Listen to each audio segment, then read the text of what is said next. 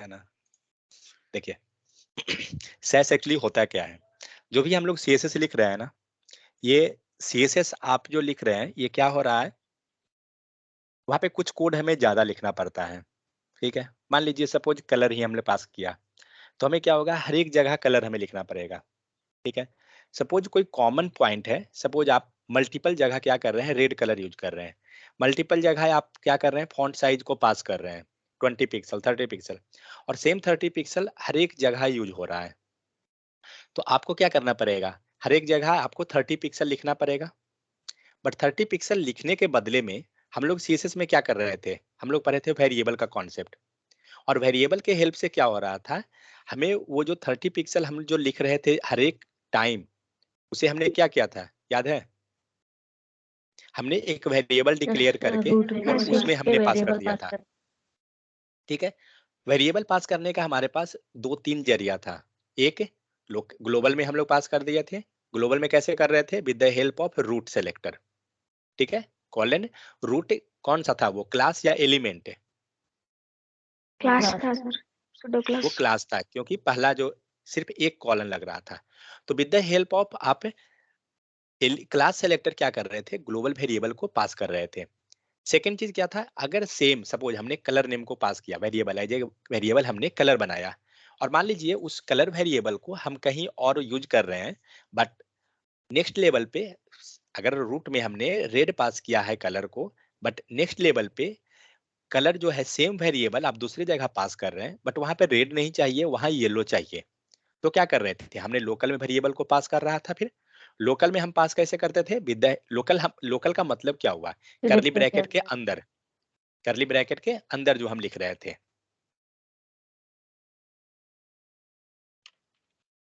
करली ब्रैकेट के अंदर जो लिख रहे थे, इसे हम लोग क्या कर रहे थे, लोकल। तो अगर सेम चीज हमें वही वेरिएबल हमें अगर यूज करना है, तो सेम वेरिएबल में हमने दूसरा वैल्यू को पास कर दिया था, तो हमें क्या हो रहा था, फिर ये लोकल आ जा रहा था। सेम इसी टाइप से लोकल का स्कोप क्या हो रहा था, करली ब्रैकेट के अंदर, और वो जो कलर का नाम या वो वेरिएबल का एक्सेस जो है, सिर्फ और सिर्फ कहाँ था, इस करली ब्रैकेट के अंदर ही रहेगा। उसके बाहर अगर हम निकल जाते हैं अगर, तो फिर का क्या मिलता है हमें, जो वेरिएबल आपका रूट में डिफाइन था, करेक्ट, जो हमने रूट में डिफाइन किया था, वो वेरिएबल फिर हमें मिल रहा था। ठीक है, तो ये क्या हो रहा था वहां पे कॉन्सेप्ट हमारा, वहां पे कॉन्सेप्ट था हमारा वेरिएबल का। ठीक है, तो उसके हेल्प से क्या हुआ था, हमारा लाइन ऑफ कोड रिड्यूस हो रहा था लिखने का। 1 सेकंड।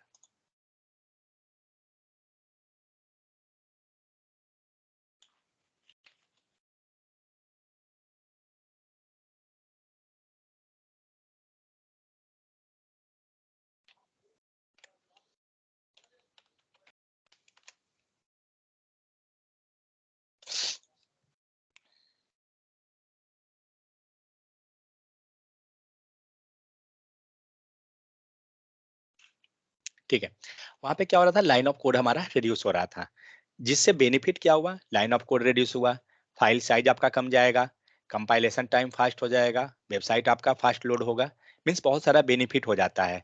और सबसे बड़ा बेनिफिट क्या होगा, कोड को मेंटेन करना। कभी भी आप कोई भी कोड लिख रहे हैं ना, तो ये नहीं है कि हमारा आउटपुट आ जाए, नहीं, हम आउटपुट के अलावा हम ये पॉइंट पे फोकस करते हैं कि हमारा कोड मेंटेनेबिलिटी कैसा है। अगर हमें एक माइनर चेंज करना है, तो क्या मतलब पूरे कोड को चेंज करना पड़ेगा, या सिर्फ एक पॉइंट पे चेंज करने का मतलब सारा इफेक्ट हो जाएगा, वो चीज को हम, ये चीज को हम देखते हैं सबसे पहले कि कैसा चलता है। तो देखिए सैस के हेल्प से सेम वही काम होता है जो हम लोग अभी जावास्क्रिप्ट जब आगे पढ़ेंगे, तो जावास्क्रिप्ट का प्री प्रोसेस उसे बोला जाता है, मतलब एडवांस बोलिए या जो भी चीज उस टाइप से, कि उसका वर्क के लोड को हमें रिड्यूस कर देता है। जैसे सीएसएस के बदले हम लोग बूटस्ट्रैप को लिखते हैं, तो हमारा क्या हुआ, लाइन ऑफ कोड रिड्यूस हो गया, बट काम सेम करते हैं। ठीक है, तो सैस को क्या है कि सीएसएस के बदले में हम सैस को यूज कर सकते हैं, तो इससे क्या होगा कि आपका बहुत ही ज्यादा बेनिफिट आपको मिल जाता है। तो बट ये होता क्या है कि अगर आपका नोड बेस्ड एप्लीकेशन है कोई भी, जैसे एंगुलर में हम लोग नोड इंस्टॉल कर रहे थे, ठीक है, तो अगर नोड बेस्ड इंस्टॉलेशन है, तो आपको यहाँ पे कुछ स्टेप्स दिया हुआ है कि कैसे सैस को यूज करते हैं, जैसे HTML और CSS आप विदाउट कुछ किए हुए आप यूज कर लीजिएगा। ठीक है, बट सैस का कॉन्सेप्ट ऐसा नहीं है, सैस को आप डायरेक्ट नहीं यूज कर सकते हैं। मान लीजिए CSS करना था, तो क्या था, हमने यहाँ पे CSS का फाइल HTML फाइल बनाया, CSS लिंक किया, वर्क कर जाता था। बट सैस को आप नहीं कर सकते। तो सैस का फाइल बनाते कैसे हैं? तो with the help of Sass extension, SAAS। 1 second, गलती लिख दिया क्या? SC, हाँ, SASS। एक सेकंड, नहीं वो बोलते हैं इसे सैस, बट हम लोग जो फाइल बनाते हैं ना वो SCSS से बनाते हैं। ठीक है, तो सिंबल यहाँ देख रहे हैं ना आपको, ऐसा सिंबल एक्चुअली आ जाएगा। CSS के केस में क्या था? हैश टाइप का सिंबल आता था। ठीक है, इसे बंद कीजिए। ठीक है, तो हम लोग मान लीजिए हमने CSS का फाइल बनाया और HTML। तो जनरली हम लोग करते क्या है, हम जो भी कोड लिखते हैं CSS के केस में, हम लोग यहाँ पे उसे एक्सटर्नली लिंक अप करते हैं, और हम जब लोड करेंगे तो हमारा रन हो जाता है। ट्राई करते हैं क्या वैसा होगा या नहीं। तो मान लीजिए एक नॉर्मल सा टैग लिखते हैं बॉडी, इसके अंदर हमने बैकग्राउंड कलर लिया और रेड पास किया, सॉरी, बैकग्राउंड कलर दिया और ये हो गया। अब चलिए इसको हम लोग यहाँ पे लिंक करते हैं। मान लीजिए जो हम लोग को पहले आता था उसी पे देखते हैं वर्क करता है या नहीं करता है।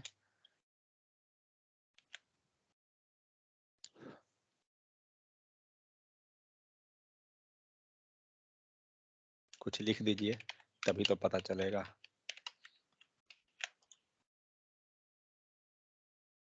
ठीक है, तो यहाँ पे क्या हुआ, हेलो वर्ल्ड आया, बट जो हम लोग सैस के केस में जो फाइल पे हम जो CSS लिखे हैं वो नहीं आया। तो एक काम करते हैं, हम लोग एक CSS का फाइल ही बनाकर देखते हैं कि रियली में ये प्रॉब्लम कहाँ पर है।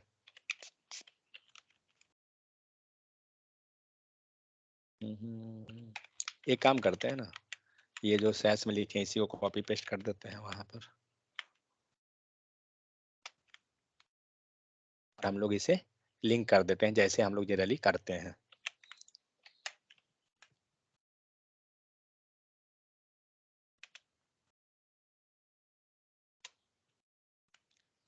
अभी क्या हुआ, वर्क कर रहा है, इन द सेंस हमारा जो CSS का केस है वो डायरेक्ट वर्क कर जाता है, बट जो फाइल हमारा सैस का है वो आपका काम नहीं करता है। ठीक है, मतलब क्या हुआ, जो भी हम सैस के केस में जो भी कोड लिखते हैं वो डायरेक्ट कॉल नहीं होता है। इसका मतलब क्या हो रहा है एक्चुअली, प्रॉब्लम कहाँ पर है? प्रॉब्लम हमारे कोड के साथ है या ब्राउजर के साथ है? ठीक है, इस पे रेड कलर आया, ये कौन बताया? ब्राउजर को। ब्राउजर को पता कैसे चला यहाँ हमें यह कलर रेड करना है? कैसे पता चल रहा है? Sir, a browser having extension. Browser having extension, no, browser देखिए ब्राउजर के पास कोई एक्सटेंशन नहीं है, बट हाँ ब्राउजर HTML CSS जावास्क्रिप्ट ये तीन चीज को वो क्या होता है समझ जाता है, बट इसके बाद कुछ भी आप लिखिएगा वो नहीं समझेगा। तो वो जब नहीं समझ रहा है तो उसे क्या होगा, किसी के साथ कनेक्ट करके उसे हमें समझाना पड़ेगा। ठीक है, जैसे सपोज आप .NET का कोड लिखते हैं, ब्राउजर को क्या है .NET पता नहीं है, बट वही काम आप किसी के हेल्प से करवाइएगा तो वो कर देगा। आप HTML के हेल्प से कर रहे हैं आप वो कर देगा, बट डायरेक्ट आप पाइथन का कोड को रन कीजिए या फिर कोई भी कोड, वो वर्क नहीं करेगा, क्योंकि ब्राउजर सिर्फ तीन ही लैंग्वेज जान रहा है, HTML CSS जावास्क्रिप्ट। आप जावास्क्रिप्ट का कोड को ब्राउजर में डायरेक्ट रन कर सकते हैं, इवन आपके पास एडिटर नहीं है और सपोज इंटरव्यू में देने जा रहे हैं, और अगर आपको कोई मतलब रन करना है कोई कोड को, आप डायरेक्ट कंसोल में जाके आप रन कर सकते हैं। सपोज हमें एक अलर्ट लिखना है, आप अलर्ट पास कीजिए, यहाँ पे जैसे ही लिखिएगा आपको यहाँ पे आ जाएगा। सपोज यहाँ पे हमें मान लीजिए कुछ एडिशन करना है, आपके पास कैलकुलेटर नहीं है, आप एडिशन कर दीजिए, यहाँ डायरेक्ट हम एडिशन कर सकते हैं। और ये भी नहीं कि अलर्ट में लिखने का, आप डायरेक्ट यहाँ पे 5+5 कीजिए, आपको नीचे दे रहा है, आप कुछ भी पास कीजिए।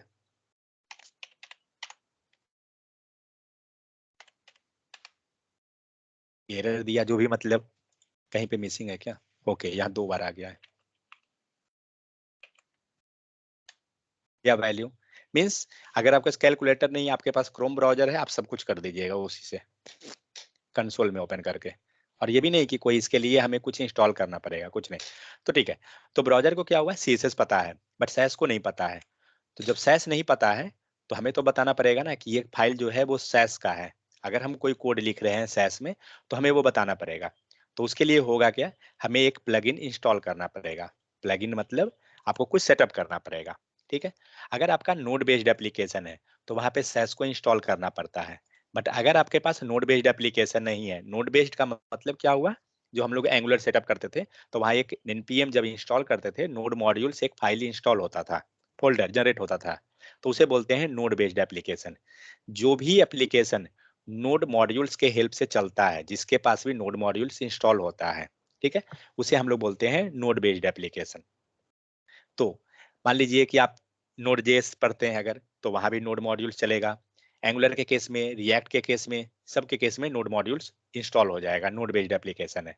सो अगर नोड बेस्ड एप्लीकेशन है तो ये स्टेप को फॉलो कीजिए इंस्टॉलेशन के लिए। मतलब सिंपल, आप जाकर वहां सैस को इंस्टॉल डाउनलोड कर लीजिए। अगर आपके पास नोड बेस्ड एप्लीकेशन नहीं है तो क्या करेंगे, पहले हम सैस को इंस्टॉल करेंगे। सिस्टम पे जाइए और SAAS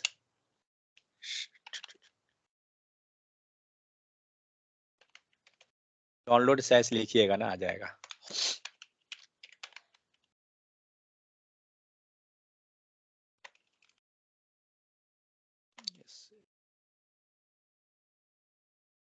यहाँ दिया इंस्टॉल सैस, इंस्टॉल पे जाइए।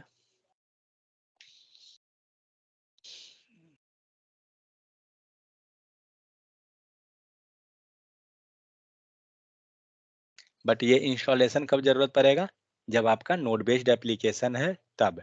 यहाँ पे देखिए कमांड दे रहा है npm install -g sas। इसके हेल्प से क्या होगा, आपका इंस्टॉल हो जाएगा। बट अभी जो हम लोग फॉलो कर रहे हैं वो क्या है, हमारा नॉर्मल एप्लीकेशन है। तो क्या करना है, open extension in the VS code, VS code में जाइए और एक्सटेंशन को ओपन कीजिए, इंस्टॉल कर लीजिए इसे। एक्सटेंशन पे जाइए और यहाँ पर जाकर आप सेकंड में क्या है, इंस्टॉल लाइव सैस कंपाइलर, यहाँ पे लिखिए, सैस कंपाइलर आ जाएगा। ये दे रहा है सैस, लाइव सैस कंपाइलर यहाँ रहा, या फिर ये है, मतलब कोई भी एक इंस्टॉल कर दीजिए। अभी डिजेबल है क्योंकि मेरा में इंस्टॉल है, इसीलिए। आप इसे जब इंस्टॉल करते हैं, इसके बाद इंस्टॉलेशन के बाद क्या होगा, जब इंस्टॉल हो जाएगा, कोई इंस्टॉल कर रहे हैं क्या, ऐसे डॉक्यूमेंट में है लिखा हुआ, ठीक है। जब आप इंस्टॉल कर दीजिएगा, सबसे नीचे फिर नेक्स्ट स्टेप जाइए डॉक्यूमेंट पे, install live server live Sass compiler. यहाँ पे एक इमेज दिया हुआ है, इस इमेज में देख रहे हैं येलो कलर से यहाँ पे सर्कल किया हुआ है, क्या है, बाच सैस। जब आप एडिटर पे जाते हैं, सबसे नीचे आपको यहाँ पे दिख रहा है लाइव कंपाइलर में बाच सैस। जब आप जैसे ही इसे क्लिक कीजिएगा, काम इतना ही करना है, ठीक है, और इसके बाद कुछ नहीं है। सैस ये तो फिर आपको डिफिनेशन हो गया, उसे छोड़िए फिलहाल। ये CSS का फाइल को डिलीट करने दीजिए। अभी आपके पास इस फोल्डर में कितना फाइल है, 2 फाइल है, एक HTML और दूसरा सैस का, ठीक है। अब क्या कीजिए, हमें CSS का फाइल को जनरेट करना पड़ेगा, ठीक है। तो जनरेट कैसे होगा, मान लीजिए जो भी कोड हम लिखेंगे, हम सैस में लिख रहे हैं, तो हम CSS का कोड कैसे जनरेट कर देंगे, कीजिए क्या, बाच सैस को क्लिक कीजिए। वर्किंग ऑन इट हुआ, थोड़ा सा वेट करना पड़ेगा, स्टार्टिंग में ये फाइल जनरेट करेगा।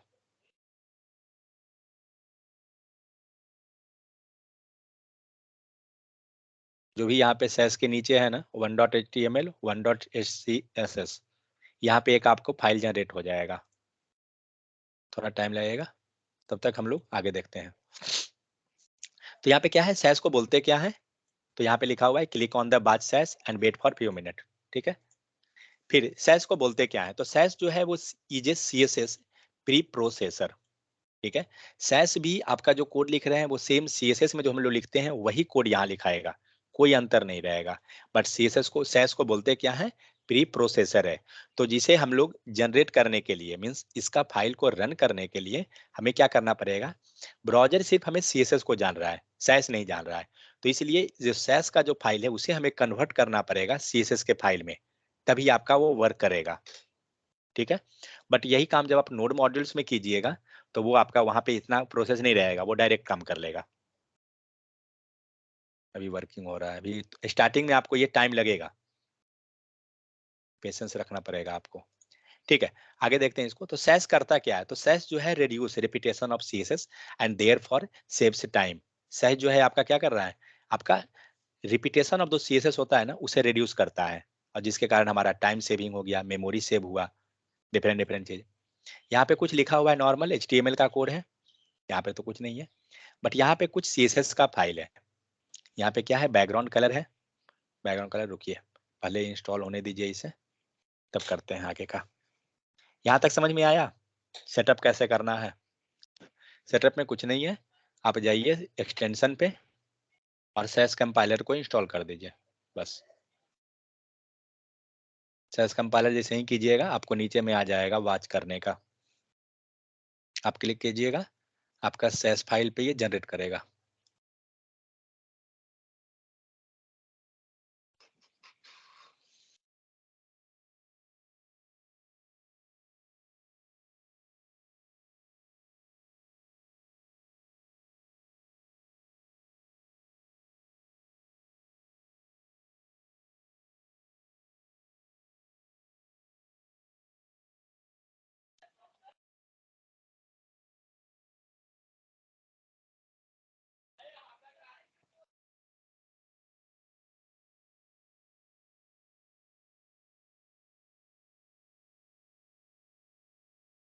कौन गायब हो गए? ओ, राकेश गायब हुए क्या?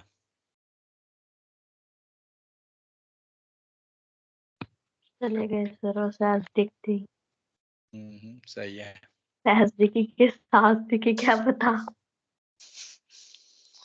वो देखे सेस के साथ कहीं सांस न रुक जाए फिर प्रॉब्लम हो जाएगा। ये स्टार्टिंग में थोड़ा टाइम टेकिंग होता है क्योंकि ये फाइल जनरेट होता है एक्चुअली। यहाँ पे जो CSS का फाइल जो है, यहाँ एक CSS का फाइल ऑटोमेटिक क्रिएट हो जाएगा।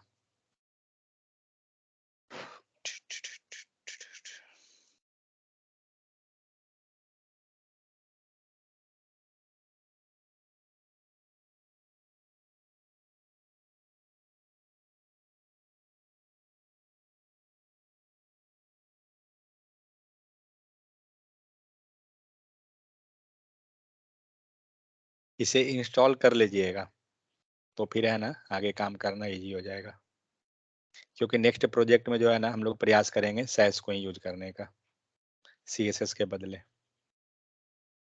तो फिर प्रैक्टिस हो जाएगा वो।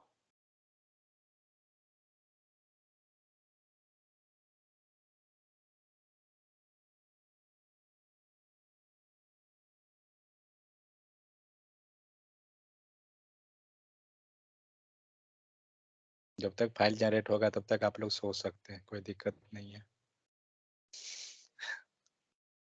हाँ सर, वो वॉचिंग ही दिखा रहा है अभी। हाँ वो वर्किंग अब जनरेट हो गया। सर लंच का टाइम हो रहा है अब। अभी 10 मिनट टाइम है ना।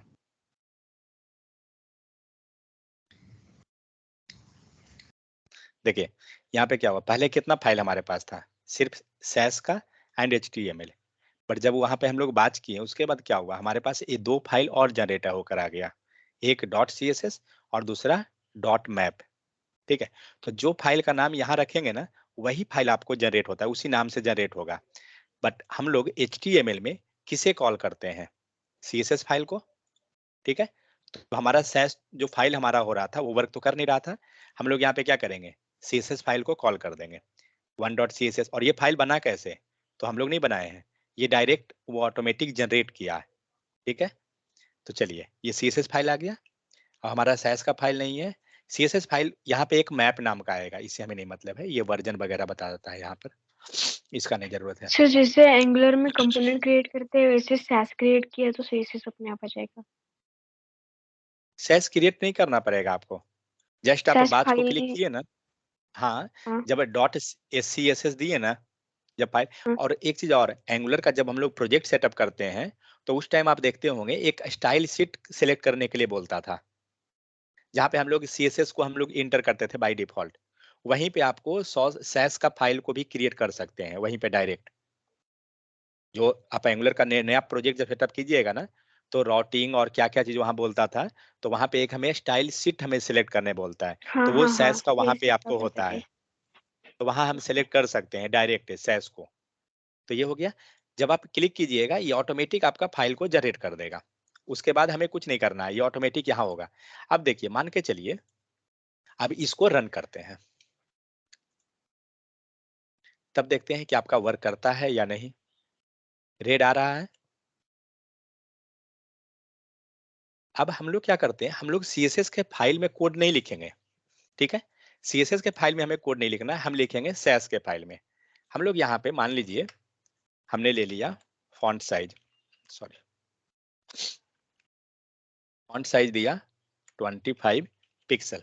किस फाइल में हम लोग लिखे हैं? सैस फाइल में। किस में कोड आया? CSS में ऑटोमेटिक आया कोड। यहाँ तो हम लोग नहीं लिखे थे। हम लोग ने कहाँ लिखा? हम लोग ने सैस के फाइल में कोड लिखा। बट जैसे ही आप सैस में लिखिएगा, आप जैसे ही सेव कीजिएगा, आपका यहाँ पे क्या हो रहा है? वाचिंग हो रहा है, ठीक है? तो जैसे ही ये बात कर रहा है, इन द सेंस जो भी कोड यहाँ लिखिएगा, ये कन्वर्ट करके CSS में ऑटोमेटिक ही अपडेट करेगा। समझ गए? आप कोई भी कोड को लीजिए, आप जैसे ही यहाँ लिखिएगा, वो कन्वर्ट कर देगा। मान लीजिए यहाँ पे कुछ और हम लिख दें, बॉडी पे हम लिखें, H1 टैग पे हम लोग चलते हैं, सॉरी, H1 टैग पे, और हमारा मान लीजिए फॉन्ट कलर लेते हैं। ओके, सॉरी, कलर है ना, कलर वाइट, ठीक है? सेव कीजिए।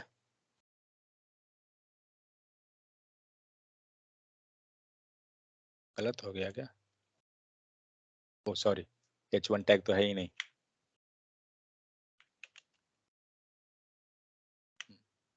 या हम लोग क्या किए, हम लोग ने सैस में कोड लिखा।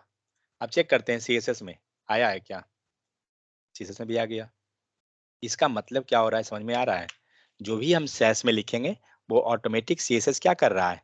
ऑटोमेटिक वो कंपाइल, जब सैस कंपाइल होता है, CSS का कोड ऑटोमेटिक जनरेट हो जा रहा है, और हमें इसके कोड से कोई मतलब ही नहीं है। यहाँ देखने से ही मतलब नहीं है। अगर आप इस फाइल को हटा भी देते हैं, यहाँ पे आप कुछ भी लिख दीजिए। मान लीजिए बॉडी हो गया ना, क्या लिखे यहाँ पे?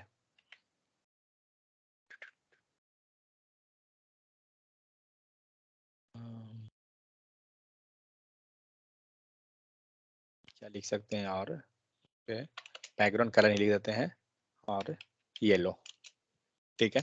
एक स्ट्रिप ऑलरेडी है, बैकग्राउंड कलर इसे मिल जाएगा। सेव कीजिए, आ गया। चेक करते हैं CSS के फाइल में कि जनरेट हुआ या नहीं हुआ। बैकग्राउंड कलर येलो, तो ये हो क्या रहा है? हम लोग कुछ नहीं कर रहे हैं, हम लोग सिर्फ अपना कोड लिख रहे हैं, और CSS का फाइल में ऑटोमेटिक जनरेट होते चलेगा। और एक चीज आप देख रहे हैं, ये लाइन, ये सबसे पहले कहाँ पर था? यहाँ पे था, सबसे ऊपर, करेक्ट? और जैसे भी हम लिखते चले गए कोड को, ये लाइन आपका नीचे स्क्रॉल होते जा रहा है ऑटोमेटिक। कुछ समझ में आ रहा है? तो सैस को हम लोग लिखते कैसे हैं? तो हम लोग सैस को यहाँ पे बाय डिफॉल्ट लिखेंगे, जैसे ही सेव करेंगे, बैच मोड आपका ऑन होना चाहिए, ठीक है? तभी वो कन्वर्ट करेगा आपके फाइल को। यहाँ पे नीचे जो है वाचिंग चल रहा है ना, आपका लॉग ऑलरेडी ओपन तो है, पर लिख तो तो इस हम टाइप से, यहाँ पे भी सेम रहे हैं, वहाँ पे भी सेम रहे, तो फिर सैस का करेक्ट, एडवांटेज क्या होता है? आगे मिलेगा। अभी हम लोग तो जस्ट स्टार्टिंग किए हैं ना, तो जब हम लोग आगे देखेंगे कि हमारा बेनिफिट क्या हो रहा है, तब आपको पता चलेगा कि सैस में लिखने से बेनिफिट क्या हो रहा है, और सेम चीज आपका CSS में कैसे कन्वर्ट हो रहा है। आपको CSS का कोड पता है, करेक्ट? हम सेलेक्टर यूज कर सकते हैं, मल्टीपल टाइप से हम पास कर सकते हैं, ये हमें CSS में पता है। बट हमें सैस में वही चीज को लिखने के लिए, हम जब CSS सैस को देखेंगे, तो देखिएगा क्या कि वो रिड्यूस हो जा रहा है कोड आपका।